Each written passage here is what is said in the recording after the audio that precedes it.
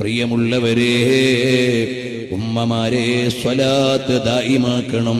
ദിവസേന രാവിലെയും വൈകുന്നേരവും ഒരു 10 വീതം സ്വലാത്ത് ചൊല്ലിയാൽ നബിതങ്ങളുടെ ശഫാഅത്ത് കിട്ടുമെന്ന് ഹദീസിലില്ലേ?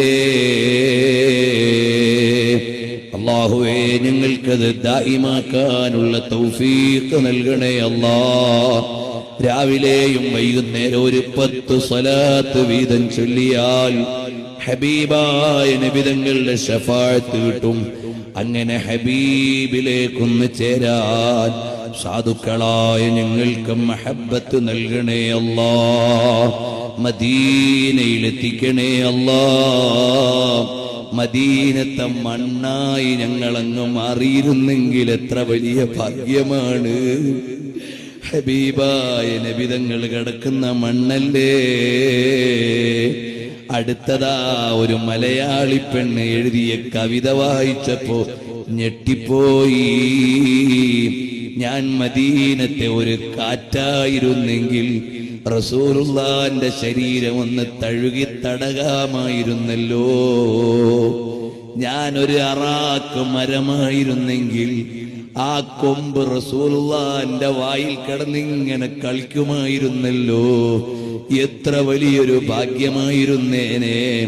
ഞാനൊരു ചെരുപ്പായിരുന്നെങ്കിൽ റസൂലുള്ളാന്റെ കാലിന്റെ അടിയിൽ ഇങ്ങനെ കിടന്ന് നടക്കാമായിരുന്നല്ലോ.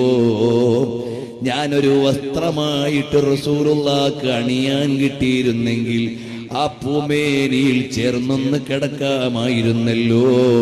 ഞാനൊരു തലപ്പാവിന്റെ കഷ്ണമായിരുന്നെങ്കിൽ ഹബീബിന്റെ കിരീട സമാനമായ തലപ്പാവായിരുന്നെങ്കിൽ, അതൊന്നും എനിക്ക് പറ്റില്ലെങ്കിൽ ഫമതാ അഫൂസു ബിനളറത്തിൻ യാ സയ്യിദി വമതാ ഉകഹിലു മിൻ സറാക ജുഫൂനി. എപ്പോഴാണ് എനിക്ക് ഹബീബിനെ ഒന്ന് കാണാൻ കിട്ടുക? എപ്പോഴാണ് മദീനത്തെ മണ്ണെടുത്തൊന്ന് കണ്ണിൽ സുറുമ എഴുതാൻ പറ്റുന്നത്? അല്ലാഹുവേ, നല്ലൊരു മഹബത്ത് കൽബിൽ നിറച്ചിട്ട് റസൂലുള്ളാന്റെ ആശിഖാക്കി തരണേ അല്ലാഹ്. മരിക്കുന്നത് വരെ റസൂലുള്ളാന്റെ പെരുമ പറഞ്ഞു അതിലായി തന്നെ അങ്ങ് മരിപ്പിക്കണേ അല്ലാഹ്. ഇത്രകാലം ജീവിക്കാമെന്നൊരാളോടും ഗ്യാരണ്ടി പറഞ്ഞിട്ടില്ല.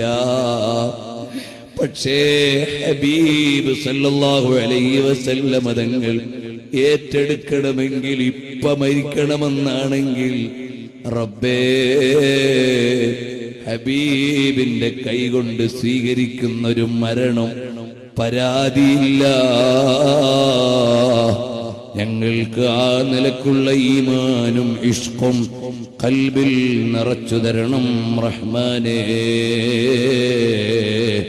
اللهم صل على محمد يا رب صل عليه وسلم.